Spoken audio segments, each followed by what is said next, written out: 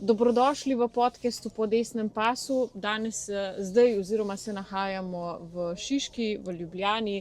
Moj gost pa je Richard Gerbec. Živjo, Richard.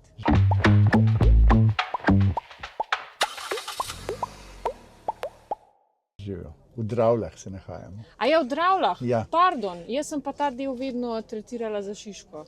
Ja, ker tako zgleda znotraj obvoznice, ja, ampak to so Dravlje. To so Dravlje, ja.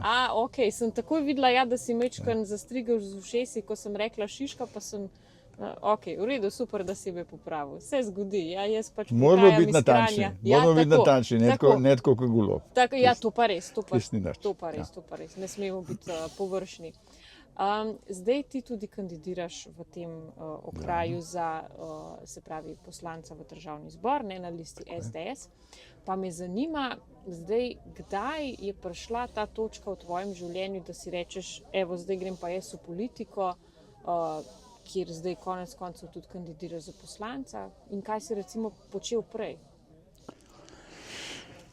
Kdaj sem se odločil iti v politiko, se pravi v našo stranko, najboljšo stranko? 3 dni po Puckovem prestopu. Ti se mogoče ne spomniš tega, Ne. ampak Puckov je leta 97, 8. januarja izstopil iz krščanskih demokratov, dal Drnovšku glas, da je dobil vlado. In tam se je pri meni prelomil, se je rekel, zdaj pa dovolj. Gremo, in sem se 11. januarja 97 včlanil v Slovensko demokratsko stranko, takrat je bila socialdemokratska stranka, ne glede na to. In od takrat naprej sem aktiven na večjih področjih. Najbolj sem aktiven tukaj v Dravljah in v Šiški. V Šiški smo imeli eno hudo akcijo, ko so nam hoteli pozidati zelenice med bloki. Nek podjetnik, ki naj bi kupil to območje, je hotel med bloki zidati vila bloke. In to so bili 4 vila bloki, ki bi uničili naše zelenice. Takrat smo se mu uprli, to je bilo pred 5 leti, in smo dosegli to, da teh blokov ni. In tudi v prihodnjem jih ne bo, ker se krajani držimo tega, da so zelenice za otroke, za psa peljati ven, za kakšen piknik ali pa karkoli, ne pa za pozidavo in podzemne garaže in tako naprej. To je ena stvar, drugače pa je moj zelo velik interes pa tudi ta C0 kanal. Kanal C0. Tukaj sva z Mojco Škrinjar že od samega začetka sva hodila na traso, ko še Primc ni začel s temi svojimi akcijami, sva midva že bila na trasi in sva protestirala proti izgradnji tega kanala, ker nam je vsem jasno, da to ne bo tako, kot Janković govori. Janković pravi, da bo vse krasno in super, mi pa točno vemo, ker stroka pove, da bo toliko in toliko spuščanja v pitno vodo nujno. Ne bo šlo brez tega in seveda mi se tukaj borimo za to, da bi se to, in nas niti ne zanima, koliko 100 in več milijonov je bilo zapravljenih do zdaj za ta C0 kanal. To ni naš problem. Naš problem je pitna voda za 300 000 Ljubljančanov, pa približno še 100 000 tisti, ki vsak dan pridejo v službo v Ljubljano. Tako da to je nekje na lokalni ravni in tudi v četrtni skupnosti Šiška, tam, kjer sem bil v 3 mandatih svetnik najbrž, ja. Smo to delali, tudi ta kanal smo obravnavali in tudi te zelenice v Šiški, ta pozidavo, in nam je vse uspelo. Zaenkrat je to tako, zaenkrat smo zelo pozitivni in upamo, da tudi se bo tako izteklo naprej. Ampak recimo ravno prejšnji teden je Robert Golob prišel na to preiskovalno komisijo glede kanala C0, ne, in rekel, da on kot predsednik vlade tega pač ne more zaustaviti. Zdaj, a to drži? Robert Golob, jaz sem bil na tej preiskovalni komisiji, mi smo bili kot gostje, tudi Mojca Škrinjar je bila z mano, ker pač midva greva na vsako tako preiskovalno komisijo, kjer nas zadeva osebno in kjer sva angažirana, in tudi na tej sva bila. Drugega ne morem reči, kot da je Golob en velik pravljičar. On si take pravljice izmišljuje, da to ni. On bi lahko vse naredil, ker Anja Bah Žigert mu je lepo postavila pred dejstvo. Vaš minister je dobil kazen, ker ni hotel izdati osebo, ki je pripravila to mnenje, da ni potrebna presoja na okolje. Presoja tega kanala na okolje. In on je za to, ker ni hotel izdati ime te osebe, ki je pripravila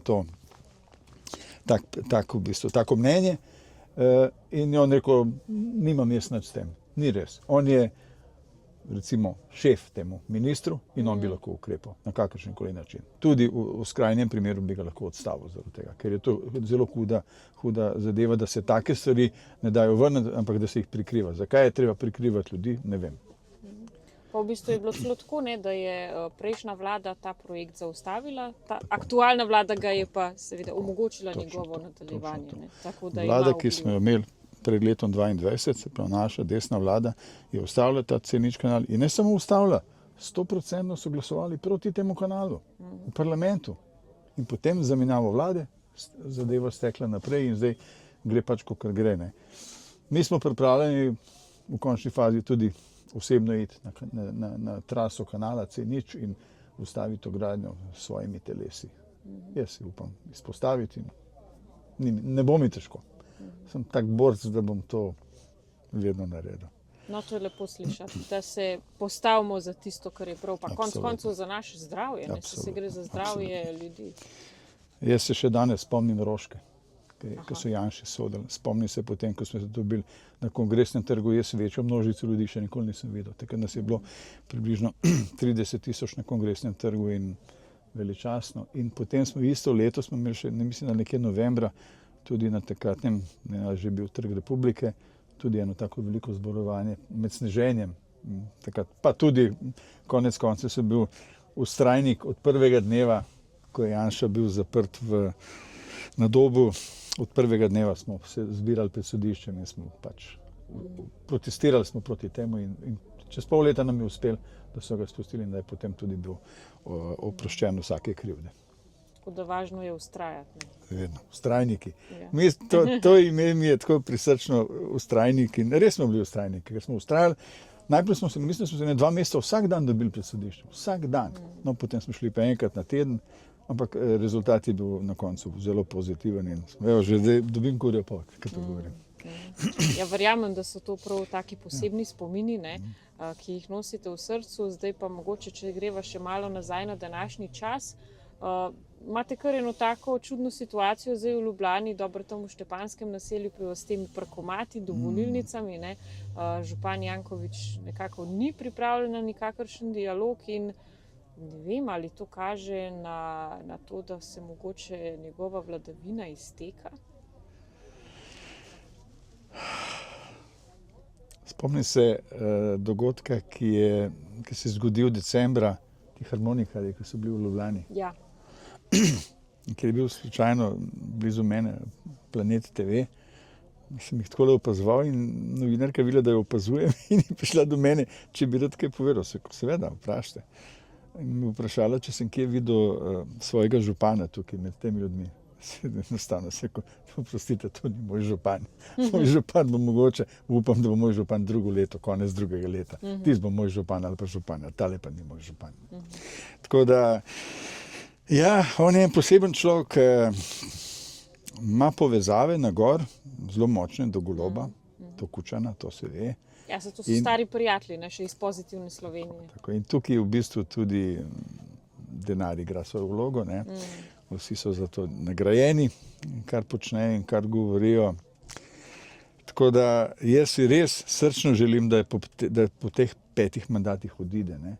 In tudi, da se mu potem zgodi kaj konkretnega. Upam, da bo takrat dobil kakšno kazen za to, kar je naredil. Ker glejte, konec koncev v Stožicah je naredil dvorano in stadion in trgovski center. Trgovski center dobesedno razpada, ker nihče ni imel hotel med tem trgovine. 40 milijonov propada nam pred očmi. In Janković za to nikoli ni dobil kazni. On je to investiral, vzel je denar, vložil ga v ta trgovski center, ki ga danes nihče noče kupiti, ker je v tako slabem stanju, da je to praktično neuporabno in ni možno iz tega nič konkretnega narediti. Ne. Tako da veliko ima takih projektov, tudi to, da uničuje neko našo tradicijo, recimo, dovolj je, da se Kolizej uniči, stadion v Šiški nam propada, to je Plečnikova zapuščina, zdaj hoče pa še tržnico. To je pa A si ta človek predstavlja, kaj tržnica pomeni za Ljubljančane in za vse turiste, ki vidijo Ljubljano? Pa ne se sprehodi, vse se sprehajajo tudi ob sobotah čez tržnico in vidi, kako je tam ta vrvež, ti ljudje, kako se to družijo, kako se to sedijo v tistih kafičih, pijejo kavo, debatirajo. In potem, ko bo začela, če bo, upam, da nikoli ne bo, gradnja te tržnice, bo to za 5 let uničeno. 5 let tam ne bo nič, tam bo gradbišče. To se ne sme narediti. Ne. Mi Ljubljančani ne smemo tega dovoliti in dejansko najlažje bi bilo, da vztrajamo do konca tega leta, mislim nekje novembra, ko bodo te lokalne volitve in ga takrat nekako zamenjamo z enim poštenim človekom, ki ima čustva do Ljubljane, do nas Ljubljančanov. Ki dela za Ljubljančane. O teh parkiriščih v Štepanice, kar on to potem nekje namerava tudi drugje delati. Ne. Ker on se je nekje zastavil, mislim, na mojem prvem mandatu v četrtni skupnosti smo dobili neko obvestilo, da ima namen 700 parkomatov v Ljubljani postaviti. Ne. To je bil njegov načrt od začetka. Ja, seveda, za vse te njegove projekte je potreben denar. In tukaj je denar. In tudi kako podaljšuje plačljivo parkiranje. Čez noč moraš plačati 2 evra, prej je bilo zastonj. Ja. To je Ljubljana, to je Janković. Zdaj pa mogoče še, če se tega dotakneva, ko so se pravi te mestni svetniki v Ljubljani od liste Zorana Jankovića, SD, Svoboda in Levice, ko so sprejeli ta sklep proti poveličevanju nacizma zaradi tega, ker je bil v Ljubljani ta zbor harmonikarjev, ne, in pa besede, da je bila Ljubljana spet slovenska. Mislim, kje se te ljudje najdejo? Mislim, povezovati to Janševo izjavo, ki je bila izrazito domoljubna izjava. Ja. Mislim, ko bi rekel, Ljubljano ljubna. Človek, ki ima na nek način rad Ljubljano, more to povedati. Ne. Dejansko, mi smo umaknili te trubače, sej njihova muzika ni slaba, ne, ampak ne paše v center Ljubljane na Prešernov trg in da se potem zbirajo turisti, ti, ki so pred novim letom jih ogromno v Ljubljani in da jih oni fotografirajo, pa delajo filmčke od teh trubačev in pa odgovorijo, da je to slovenska muzika, ni res. Ne. Jaz sem bil vesel, ko so prišli ti naši harmonikari in ko nisem mogel priti čez Prešernov trg do tega Petkovškovega nabrežja, mi je bilo vse jasno, to je bilo tako. Avtobus, ko sem se peljal z številko 1 v center Ljubljane, je bil poln. Ko mi smo gor prišli, toliko ljudi je šlo v Ljubljano in predvsem mladih. To mi je všeč, da so se mladi, da so začutili to neko domovinsko potrebo, da pokažejo, da imajo radi svojo državo, svoje mesto. In to je bilo enkratno. Upam, da bo to, da bo to vsako leto, da bo ta zbor harmonikarjev in naj pridejo, mi jih bomo podprli v vsakem primeru. Ja, tudi jaz sem bila tam in moram reči, da je bil res lep dogodek. Ne. To mi je bilo uponosno, da nas je bilo res ogromno mladih in se mi zdi, da se je seveda nasprotna stran tega kar malo ustrašila, ne, in da so zaradi tega potem začeli s takimi izjavami pod pasom, kot je bila ta. Se je Boris Tomašič rekel, ne? Če ima kdo kakšno fotografijo Jankovića, ki je bil med temi harmonikarji. Ker on je rekel, da je bil. Ne, ne mi jo pokaže, da vidimo. Ne? Je ni dobil, seveda, ker je ni, ne obstaja. Zdaj pa mogoče, če greva še malo na nacionalno raven, ne? Zdaj varnost v naši državi se zdi, da se poslabšuje pod to uničujočo Golobovo vlado. Razglašeni sta bili 2 varnostno tvegani območji. Potem in pa seveda eden izmed prvih ukrepov te vlade je bil, da so ukinili urad za demografijo, za reševanje demografskega problema in vse ljudi ter denar preusmerili na urad za integracijo migrantov. Ja, v bistvu nas ogrožajo tako migranti, sploh s tem združevanjem družin, ne?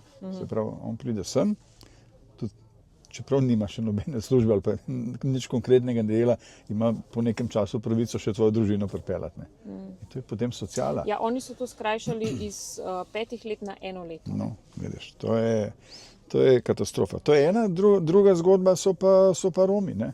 Romi in to, kar se z njimi dogaja. To karkoli počnejo na Dolenjskem, v bistvu se jim vse sfiži. Nobena zadeva ne steče tako, kot bi mogla.